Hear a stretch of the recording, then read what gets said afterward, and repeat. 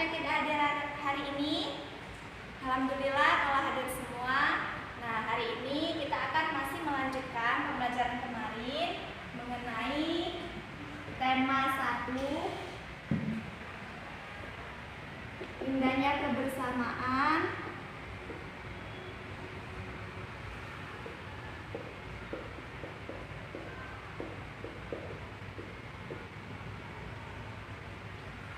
Tema 2, kebersamaan dalam keberagaman.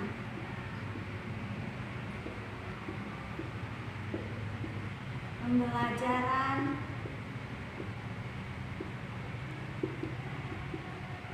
keempat. Nah, di mana tujuan kita pada pagi hari ini yaitu agar kalian dapat menentukan gagasan pokok dan gagasan pendukung dari suatu bacaan, dan tujuan kedua yaitu agar kalian dapat mengetahui apa itu kerjasama, manfaat dari kerjasama, dan apa saja contoh dari kerjasama. Nah, di sini kalian bisa buka bukunya pada halaman 110. Nah, pada halaman 110 itu terdapat teks bacaan mengenai perbedaan bukanlah penghalang. Nah, di sini kalian bisa membaca teks tersebut terlebih dahulu sebelum kalian menentukan gagasan pokok dan gagasan pendukung dari suatu teks bacaan ini. Nah, jika kalian sudah membacanya, nah di sini Ibu akan menjelaskan apa itu gagasan pendukung.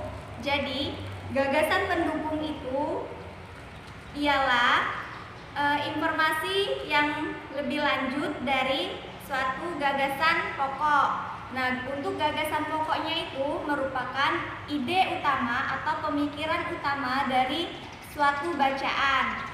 Nah, cara menentukan gagasan pokok itu, kalian itu bisa membaca teks ini sampai selesai. Kemudian kalian melihat paragraf-paragraf. Di sini kan ada 3 paragraf dari teks bacaan. Kalian melihat paragraf pertama. Nah, paragraf pertama ini pada kalimat pertama itu, tidak seperti biasa hari Minggu ini sekolah terlihat ramai. Nah, pada paragraf pertama, kalimat pertama itu di sini dia menjelaskan mengenai gagasan pokok. Nah, gagasan pokok ini bisa terdapat di awal kalimat atau di akhir kalimat, atau bisa juga terdapat di keduanya. Nah, untuk gagasan pendukung, gagasan pendukung itu kan informasi lebih lanjut dari kalimat pertama. Nah, ini kan tadi tak seperti biasa sampai terlihat ramai ini merupakan gagasan pokoknya. Nah, untuk gagasan pendukungnya lanjutan dari kalimat tersebut, yaitu dari hari ini sampai ke Jumat yang lalu, itu merupakan suatu gagasan pendukung. Nah, kalian bisa buka halaman 112. Di situ kan terdapat ada 3 gambar, kalian bisa amati. Nah, setelah kalian amati, nah, di situ merupakan contoh dari kerjasama. Nah, mengapa kita harus melakukan kerjasama? Nah, jadi kerjasama itu bisa membuat pekerjaan kita semakin ringan. Nah, di sini ada pengertian mengenai kerjasama. Nah, pengertian kerjasama itu merupakan sebuah pekerjaan yang dilakukan oleh 2 orang atau lebih agar dapat mencapai tujuan ataupun sasaran telah direncanakan dan disepakati bersama. Nah, artinya kerjasama itu bisa dilakukan oleh 2 orang atau lebih agar tujuan yang telah mereka capai itu bisa terencana dan terlaksana dengan baik. Nah, adapun manfaat dari kerjasama itu ada 4. Yang pertama, dapat mempererat ikatan kerjasama. Nah, artinya dengan kerjasama kita itu bisa saling mempererat persaudaraan kita, meskipun ada yang berbeda dengan kita, seperti contoh berbeda agama atau yang lainnya. Nah, yang kedua itu menumbuhkan sebuah semangat persatuan. Nah, dengan kerjasama kita bisa rasa tumbuh semangat persatuan itu tuh akan muncul dari kerjasama tersebut. Nah, untuk yang ketiga, dengan bekerja sama, pekerjaan akan lebih cepat selesai. Nah, di kerjasama tadi kan pengertiannya dilakukan oleh 2 orang atau lebih. Jika pekerjaan itu dilakukan oleh 2 orang atau lebih, maka pekerjaan tersebut akan cepat selesai. Nah, yang keempat itu dengan bekerja sama, pekerjaan akan menjadi ringan. Nah, dengan adanya kerjasama, maka pekerjaan kita akan menjadi ringan, ada yang membantu kita. Nah, contoh dari kerjasama itu ada kerja bakti, ada ronda, dan ada gotong royong. Nah, itu merupakan ketiga gambar ini merupakan contoh kerjasama yang ada di lingkungan masyarakat atau di lingkungan rumah kalian. Nah, kalau untuk kerjasama di lingkungan sekolah, siapa yang tahu? Ya, benar ya, kerjasama untuk di lingkungan sekolah itu seperti contohnya kalian membersihkan halaman sekolah secara bergotong royong atau bersama-sama. Nah, itu merupakan salah satu contoh dari kerjasama. Nah, di sini ada contoh kerjasama gotong royong dalam kehidupan masyarakat atau di lingkungan sekitar rumah kalian. Nah, di sini pengertian gotong royong itu adalah suatu kegiatan yang dilakukan secara bersama-sama, sifatnya sukarela. Artinya, gotong royong itu dilakukan tanpa ada unsur paksaan dari seseorang. Nah, ciri-ciri dari gotong royong atau ciri-ciri dari kerjasama itu tidak mendapatkan imbalan. Artinya kerjasama itu dilakukan dengan sukarela atau dengan penuh keikhlasan tanpa mendapatkan imbalan apapun atau tanpa mendapatkan upah.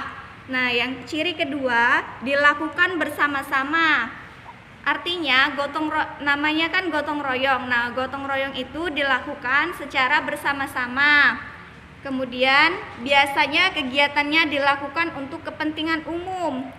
Nah, gotong royong ini biasanya kegiatannya dilakukan untuk kepentingan umum seperti membangun masjid atau membuat jembatan dan lain-lain. Nah, contohnya gotong royong, contoh dari kerjasama gotong royong tadi membersihkan lingkungan, membangun jembatan ataupun masjid dan sarana umum lainnya.